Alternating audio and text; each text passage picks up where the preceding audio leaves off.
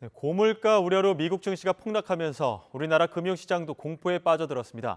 특히 원달러 환율은 13년 5개월 만에 1,390원대를 뚫었습니다. 취재기자 연결해 자세한 소식 알아보겠습니다. 조태현 기자. 네, 조태현입니다. 네, 원달러 환율 결국 1,390원 선마저 넘어섰군요. 네, 원달러 환율은 개장과 동시에 무섭게 치솟으면서 1,390원을 넘어섰습니다. 장 막판에 오름폭을 소폭 줄이긴 했지만 결국 어제 종가보다 17.3원 오른 1,390.9원으로 거래를 마쳤습니다. 원달러 환율이 1,390원을 넘어선 건 금융위기에 직격탄을 맞았던 지난 2009년 3월 이후 13년 5개월여 만입니다.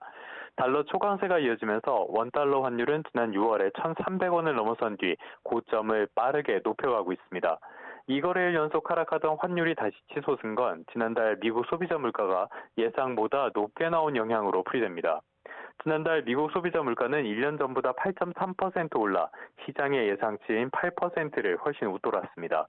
이에 따라서 다음 주에 열릴 미국 연방공개시장위원회 FOMC에서 기준금리를 최소 0.75%포인트, 가능성은 또 크지 않지만 1%포인트 높일 수 있다는 전망까지 나오면서 안전자산 선호 심리가 대폭 확대된 결과로 보입니다. 네, 국내 증시도 약세를 보였죠.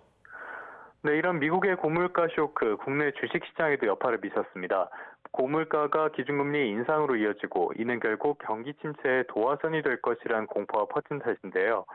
코스피와 코스닥 지수는 나란히 2%대 내림세로 거래를 시작한 뒤 낙폭을 조금씩 줄여나갔습니다. 결국 코스피는 1.56% 하락한 2,411.42로 거래를 마쳤고요. 코스닥 지수는 1.74% 내린 782.93을 기록했습니다. 미국의 지난달 소비자 물가는 고물가 상황이 예상보다 더 길어질 수 있다는 뜻으로 읽힙니다. 이에 따라 한동안 주식시장은 변동성이 큰 모습을 보일 것이란 전망이 나옵니다. 정부 역시 미국 물가로 시장 변동성이 커질 것으로 보고 활용 가능한 조치를 점검하기로 했습니다. 기획재정부는 오늘 오전 반기선 1차관 주재로 비상경제 태스크포스 회의를 열고 시장 상황을 긴급 점검했는데요.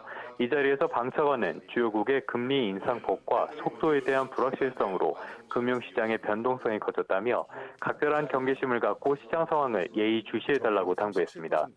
지금까지 경제부에서 YTN 조태현입니다.